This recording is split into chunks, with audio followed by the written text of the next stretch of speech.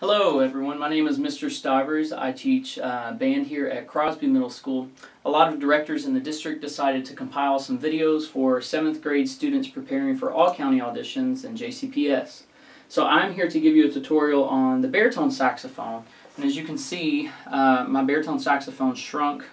Just kidding. This is an alto saxophone.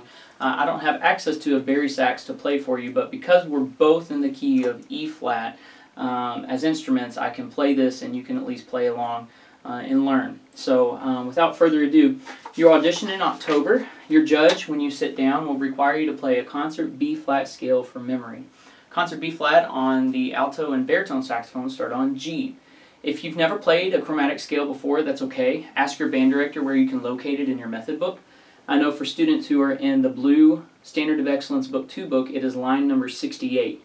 Another way you can find it for yourself is to go to your fingering chart in the back of your saxophone method book. Find G, which is on line 2, and each box going forward to the right is a half step. And the chromatic scale is nothing but half steps, so you would start on G to G sharp and A and keep going. When you get to one that recommends more than one fingering, maybe ask your band director which one would be appropriate for this scale. So this is the concert B flat chromatic scale.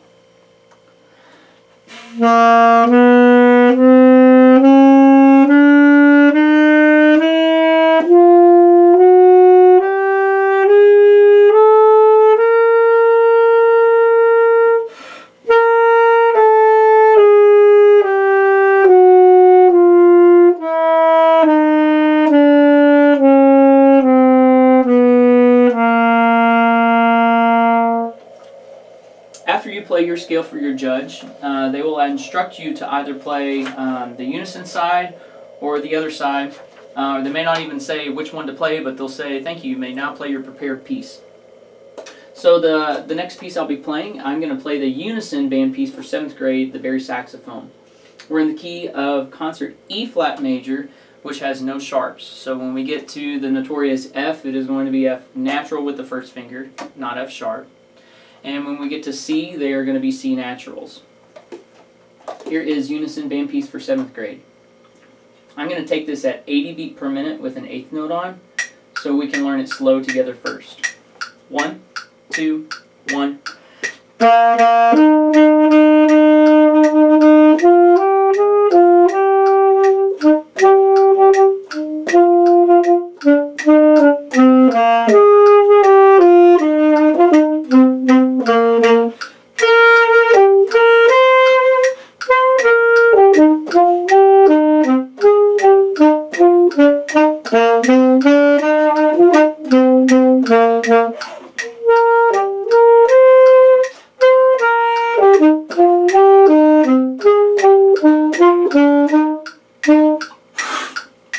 Okay, so some teaching moments on that.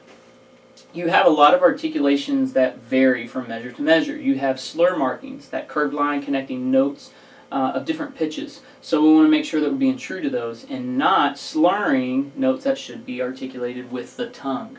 So pay close attention to that. One way I try and encourage my students to check for themselves is record you going through it a couple times and then listen back and hear, and you be a judge and maybe circle on your music where you did not get the correct articulations. Other articulations would be if you find the measure that has forte, that begins and even sequences before that. So that in last measure of line 1, the first measure of line 2, in the forte section and on, those dot above a note is a staccato, meaning light and detached. It doesn't mean that we're supposed to smack our reed. It just means that we're very light with the tongue and detached with our air. Other articulations include the first repeat. So if you look at that, it's marked forte with accents. So those are a little more forceful, and a decay of sound would happen, kind of like a miniature decrescendo. So I'm going to play this piece again with all those factors in mind. And our dynamics, there's only a handful of them, but we start mezzo forte, then you go to mezzo piano about 4 bars later. We crescendo into that repeat section to a forte, maintain forte till mezzo piano, and then get back to forte going into the repeat section. So let's take our tempo at 104 with the 8th note on again.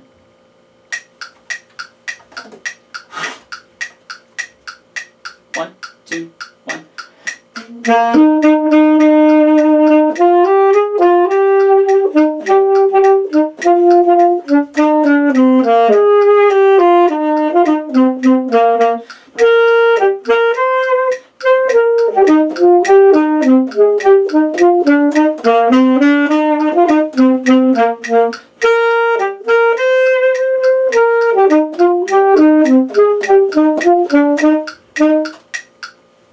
Alright, so I hope that's been helpful so far. Let's flip over to the other side. So this one is a little bit slower, but we have rhythms that are a little more compressed. We have 16th note patterns, and we'll want to make sure we pay close attention to those. We have changed key as well. We are now in the key of concert B flat major, so our F is now sharp. Dynamics called for in this work, we have mezzo piano, crescendo going to a forte, decrescendo all the way to piano. And then the last two bars have some phrase markings where we're to crescendo for a bar and then decrescendo. You'll also notice when I play this that at the end I'm slowing down. That's because there's an abbreviation for a word called rallentando, R-A-L-L. And that is where I'm gradually slowing down. One encouragement would be to maybe look at a tuner when you have this opportunity. If you don't have one, ask your band director if you can borrow one. But to really tune those sustaining notes to make sure your tone is supporting and air is doing what it needs to, and that is very centered in sound. So here's the baritone sax concert B flat major etude.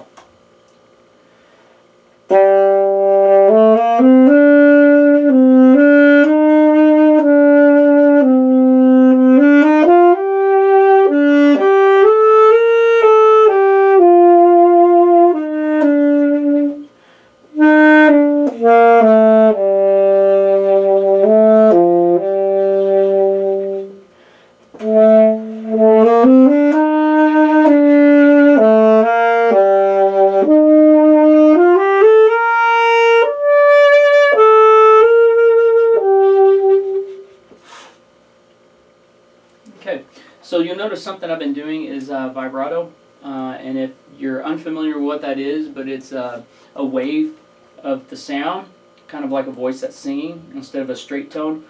I move my jaw as if saying the syllable wah wah wah wah wah over and over. Vibrato takes a while a skill to develop, so ask your private teacher if you take privately maybe how to develop that. But it's not required on this audition. So in terms of playing it and maybe coaching you on some places, I would encourage you to really pay, once again, close attention to those slur markings. You'll notice in measure 1, 2, 3 of the second line that we slur to and then tongue to. So the whole passage is not slurred. Also, my air has to be really fast even though I'm getting softer from my diaphragm because of the amount of buttons that are being pushed on the saxophone. So when we go that low, especially on Barry, you're going to want to drop the jaw a little bit and really push the air. I know it sounds weird, but faster. Faster doesn't always mean louder. It just means that the reed is getting a good enough buzz to support your sound. And towards the end, when you get up to the high B, to maybe look at a tuner and make sure that that note is really open with your throat and well rounded so it has a good, nice, warm sound, not bright. So I'm going to put the metronome on and let's play that together. 1, 2.